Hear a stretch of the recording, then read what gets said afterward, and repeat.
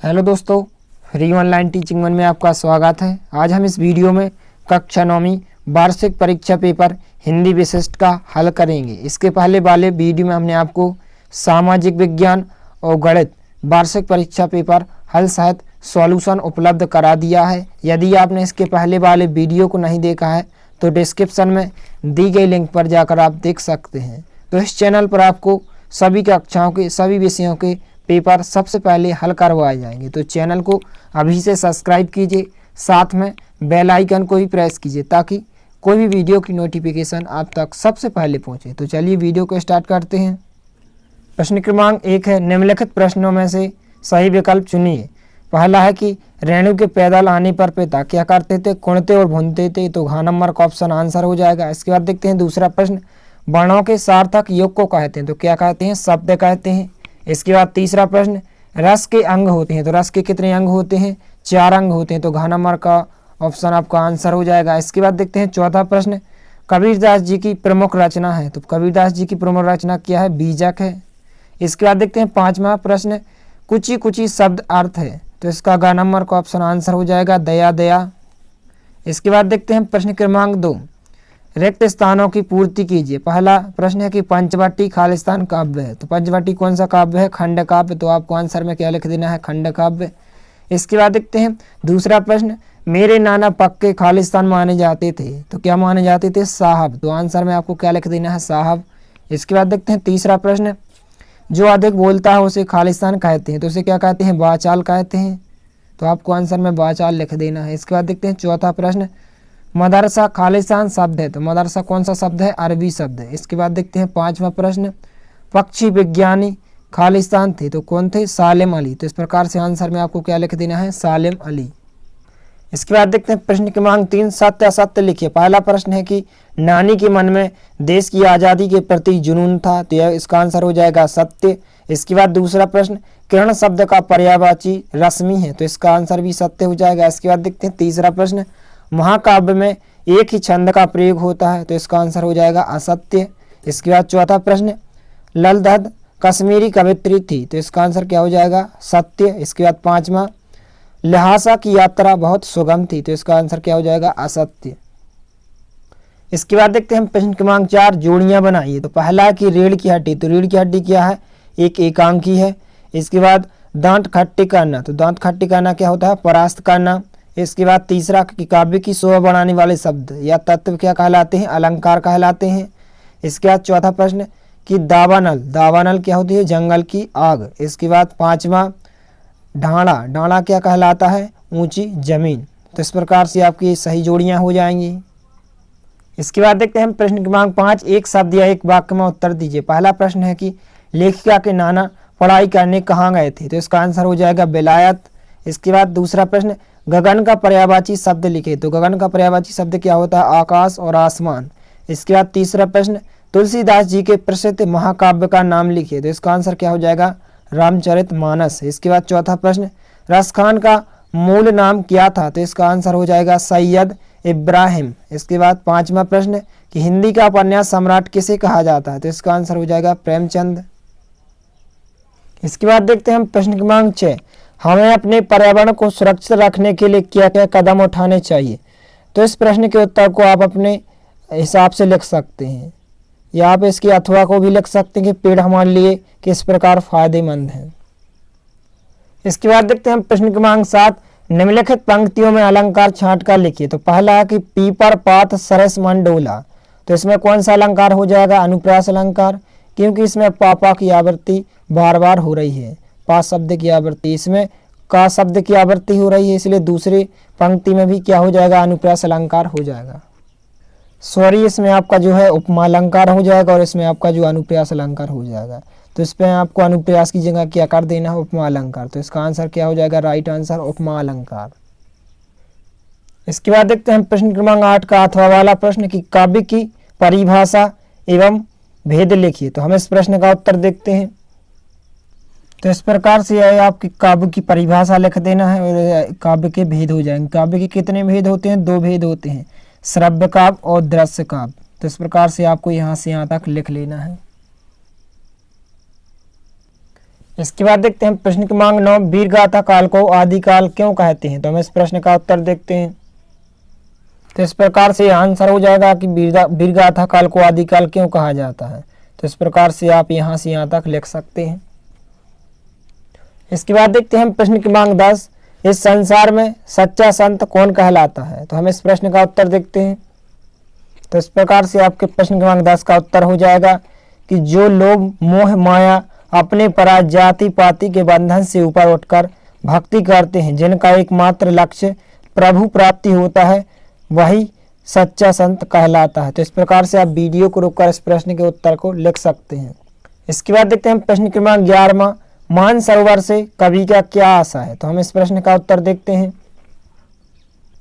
तो इस प्रकार से आपका आंसर हो जाएगा कि मानसरोवर से कवि का आशा मन रूपी पवित्र सरोवर से है, जिसमें मनुष्य के मन में स्वच्छ विचार रूपी जल भरा है। इसके बाद देखते हैं प्रश्न क्रमांक 12, अनुप्रास अलंकार की परिभाषा उदाहरण सहित लिखिए। तो हम इस प्रश्न का उत्तर देखते हैं। तो इस प्रकार से आपके प्रश्न क्रमांक 12 में प्रश्न का उत्तर हो जाएगा, अनुप्रास अलंकार की परिभाषा हो जाएगी और ये अनुप्रास अलंकार का उदाहरण हो जाएगा। तो आप वीडियो को रोककर इस प्रश्न के उत्तर को लिख सकते हैं। इसके बाद देखते हैं प्रश्न क्रमांक 13, ज्ञान की आंधी से पूर्व मनुष्य की मन है स्थिति कैसी थी। तो हम इस प्रश्न का उत्तर देखते हैं। तो इस प्रकार से आपके प्रश्न क्रमांक 13 का उत्तर हो जाएगा कि ज्ञान की आंधी से पूर्व मनुष्य मोह माया लोभ छल आदि दुर्भावनाओं से युक्त था। तो इस प्रकार से आप वीडियो को रोककर इस प्रश्न के उत्तर को लिख सकते हैं। इसके बाद देखते हैं प्रश्न क्रमांक 14, कवि अपनी कोठरी में उदास क्यों बैठे हैं। तो हम इस प्रश्न का उत्तर देखते हैं। तो इस प्रकार से आपके प्रश्न क्रमांक 14 में प्रश्न का उत्तर हो जाएगा कि कवि अपनी कोठरी में उदास क्यों बैठे हैं। तो आपको यहाँ से यहाँ तक लिख देना है। इसके बाद देखते हैं प्रश्न क्रमांक 15, जीवन की उमंग से बच्चे वंचित क्यों हैं। तो हम इस प्रश्न का उत्तर देखते हैं। तो इस प्रकार से आपके प्रश्न क्रमांक 15 प्रश्न का उत्तर हो जाएगा कि सामाजिक और आर्थिक विषमता के कारण कामगार बच्चे जीवन की उमंग से वंचित हैं। इसके बाद देखते हैं प्रश्न क्रमांक 16, कवि ने कैदी और कोकिला कविता में किस विषय पर प्रकाश डाला है। तो हम इस प्रश्न का उत्तर देखते हैं। तो इस प्रकार से आपके प्रश्न क्रमांक 16 प्रश्न का उत्तर हो जाएगा, आपको यहाँ से यहाँ तक लिख लेना है। तो आप वीडियो को रोककर लिख सकते हैं। इसके बाद देखते हैं हम प्रश्न क्रमांक 17 का अथवा वाला प्रश्न कि निम्नलिखित शब्दों की संधि विच्छेद कीजिए। पहला शब्द है स्वागत, नारीश्वर और पावक। तो इस प्रकार से आपको संधि विच्छेद कर लेना है कि स्वागत की संधि विच्छेद क्या हो जाएगी, सु प्लस आगत। नारीश्वर की संधि विच्छेद हो जाएगी नारी प्लस ईश्वर और पावक की संधि विच्छेद हो जाएगी पाव प्लस अक। तो इस प्रकार से आपके आंसर हो जाएंगे। इसके बाद देखते हैं प्रश्न क्रमांक 18, दिए गए शब्दों से कहानी निर्माण कीजिए। तो आपको कुछ शब्द दिए गए हैं, तो इन शब्दों से आपको एक कहानी बताते हैं। तो इस प्रकार से आपकी कहानी हो जाएगी। आपको यहाँ से यहाँ तक अपनी जो भी आपको वर्कशीट मिली हुई है आंसर शीट, उसमें आपको लिख लेना है। इसके बाद देखते हैं प्रश्न क्रमांक 19, महाकाव्य और खंड काव्य में अंतर लिखिए। तो हम इस प्रश्न का उत्तर देखते हैं। तो इस प्रकार से आपके प्रश्न क्रमांक 19 में प्रश्न का उत्तर हो जाएगा महाकाव्य और खंड काव्य में अंतर। तो आप वीडियो को रोककर इस अंतर को लिख सकते हैं। इसके बाद देखते हैं प्रश्न क्रमांक 20, हरिशंकर परसाई अथवा मुंशी प्रेमचंद जी का साहित्यिक परिचय निम्न बिंदुओं पर लिखिए। पहला, दो रचनाएं, भाषा शैली, साहित्य में स्थान। तो हम मुंशी प्रेमचंद जी का साहित्यिक परिचय देखते हैं।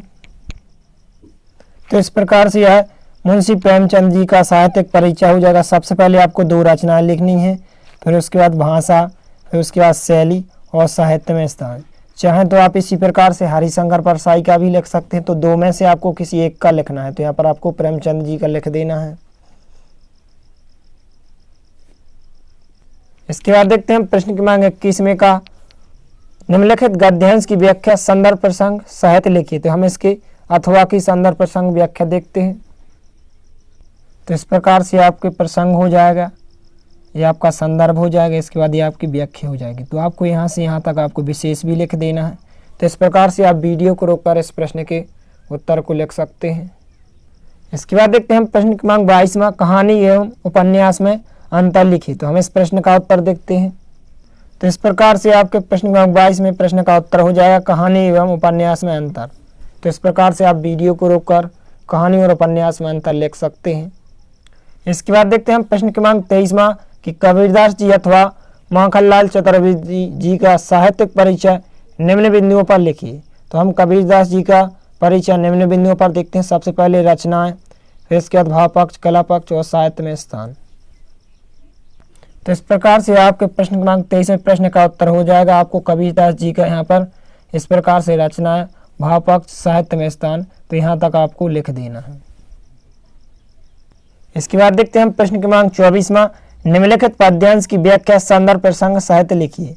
तो हम इसी पद्यांश की संदर्भ प्रसंग व्याख्या देखते हैं। तो इस प्रकार से आपके प्रश्न क्रमांक 24 का उत्तर हो जाएगा। ये आपका संदर्भ हो जाएगा, ये प्रसंग हो जाएगा और ये भावार्थ या व्याख्या हो जाएगी। तो आपको यहाँ से यहाँ तक लिख लेना है। तो आप वीडियो को रोक कर लिख सकते हैं। इसके बाद देखते हैं प्रश्न क्रमांक 25वां भक्ति काल की विशेषता लिखिए। तो हम इस प्रश्न का उत्तर देखते हैं। तो इस प्रकार से आपके प्रश्न क्रमांक 25 का उत्तर हो जाएगा कि भक्ति काल की विशेषताएं। तो आपको यहाँ से यहाँ तक 4 विशेषताएं लिख देना है। इसके बाद देखते हैं प्रश्न क्रमांक 26वां कि निम्नलिखित गद्यांश को पढ़कर नीचे लिखे प्रश्नों के उत्तर लिखिए। तो यहाँ पर आपको 3 प्रश्न दिए गए, हम तीनों प्रश्नों के उत्तर को देखते हैं। तो इस प्रकार से आपके तीनों प्रश्नों के उत्तर हो जाएंगे। पहले प्रश्न का उत्तर हो जाएगा कि मित्रता का महत्व, 12 नंबर के प्रश्न का उत्तर ये हो जाएगा। इसके बाद ये 7 नंबर के प्रश्न का उत्तर हो जाएगा। तो आपको इस प्रकार से वीडियो को रोककर तीनों प्रश्नों के उत्तर को लिख लेना है। इसके बाद देखते हैं प्रश्न क्रमांक 27वां अपने प्राचार्य महोदय को स्थानांतरण प्रमाण पत्र प्राप्त करने हेतु पत्र लिखिए। तो हम इस प्रश्न का उत्तर देखते हैं। तो इस प्रकार से आपका स्थानांतरण प्रमाण पत्र के लिए पत्र हो जाएगा। तो यहाँ पर आपको सबसे पहले लिखना है श्रीमान प्राचार्य महोदय। यहाँ पर अपने विद्यालय का नाम लिखना है जहाँ पर भी आप पढ़ते हैं। इसके बाद यहाँ पर अपने गांव या शहर का नाम और यहाँ पर अपना नाम, कक्षा और यहाँ पर आपको दिनांक लिखना है। तो इस प्रकार से आप वीडियो को रोककर इस स्थानांतरण प्रमाण पत्र को लिख सकते हैं। इसके बाद देखते हैं प्रश्न क्रमांक 28वां का नंबर का प्रश्न निम्नलिखित में से किसी एक विषय पर निबंध लिखिए। तो यहाँ पर आपको 5 विषय दिए गए हैं। 5 विषय में से आप किसी एक विषय पर आपको निबंध लिखना है। तो यहाँ पर हम देखते हैं विज्ञान के चमत्कार के ऊपर आपको निबंध बताते हैं। तो इस प्रकार से आपका निबंध हो जाएगा। सबसे पहले आपको रूपरेखा लिखनी है, फिर उसके बाद प्रस्तावना। तो ये आपकी प्रस्तावना हो जाएगी। इसके बाद विज्ञान की देन, इसके बाद चिकित्सा के क्षेत्र में विज्ञान की देन, इसके बाद हो जाएगा कृषि के क्षेत्र में विज्ञान की देन, इसके बाद हो जाएगा कि मनोरंजन के साधन। तो इस प्रकार से आप वीडियो को रोककर इस निबंध को लिख सकते। इसके बाद ये हो जाएगा। इसके बाद अभिशाप हो जाएंगे विज्ञान के। इसके बाद आपका ये नीचे उपसंहार हो जाएगा। तो इस प्रकार से आप वीडियो को रोककर इस निबंध को लिख सकते हैं। इसके बाद देखते हैं प्रश्न क्रमांक 28 में का 12 नंबर का प्रश्न निम्नलिखित में से किसी एक विषय पर रूपरेखा लिखिए। तो यहाँ पर हम आपको पुस्तकालय के महत्व की रूपरेखा बताते हैं आपको। तो इस प्रकार से आपके पुस्तकालय के महत्व की रूपरेखा हो जाएगी। आप वीडियो को रोककर इस रूपरेखा को लिख सकते हैं। तो इस चैनल पर आपको सभी कक्षाओं के सभी विषयों के पेपर सबसे पहले उपलब्ध करा दिए जाएंगे। यदि वीडियो पसंद आए तो प्लीज़ लाइक कीजिए, दोस्तों के साथ शेयर कीजिए और यदि आपने हमारे चैनल को सब्सक्राइब नहीं किया है तो प्लीज़ सब्सक्राइब कीजिए। धन्यवाद।